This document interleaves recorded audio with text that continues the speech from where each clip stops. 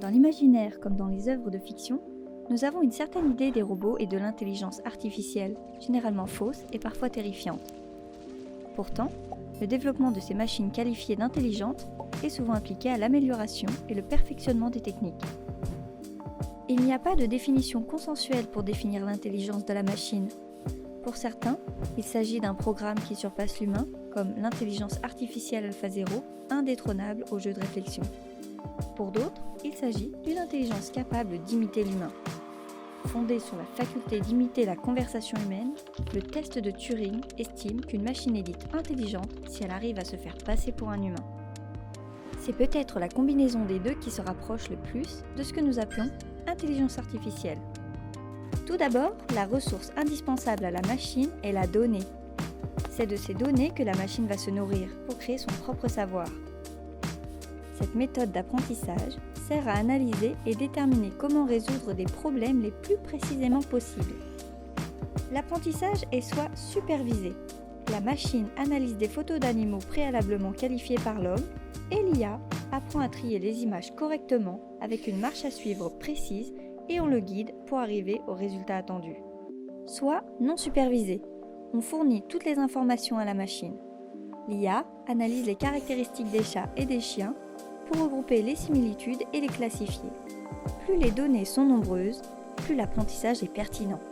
Soit la méthode par renforcement. Cette fois-ci, la machine est seule face au problème, avec pour seul objectif de réussir. Avec la capacité de bouger ses membres, le robot va tenter des mouvements aléatoires, analyser ceux qui lui permettent d'avancer et ceux qui échouent. Quelle que soit la méthode, la machine va ensuite pouvoir faire des prédictions. Elle va tester des scénarios et affiner ses choix au fur et à mesure. Elle va apprendre de ses succès et de ses erreurs. Elle va même pouvoir imaginer complètement des situations, même si la donnée n'existe pas, et ainsi s'auto-alimenter.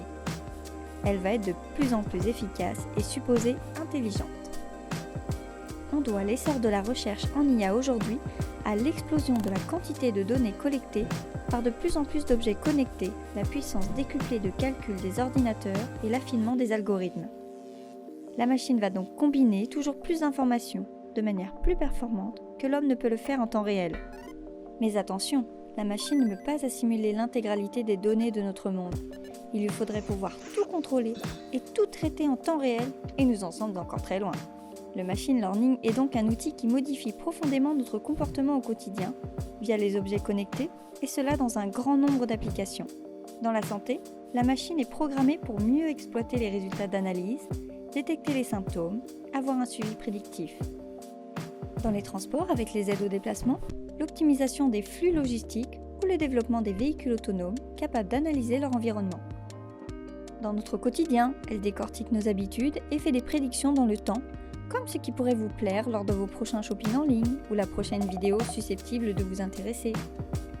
Nous sommes cependant partagés entre l'idée que la machine nous accompagne dans l'exécution des tâches pratiques et celle qu'une trop grande quantité d'informations soit utilisée à notre insu.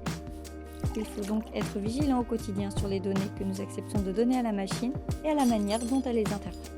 Nous devons intégrer dans les programmes des notions plus éthiques.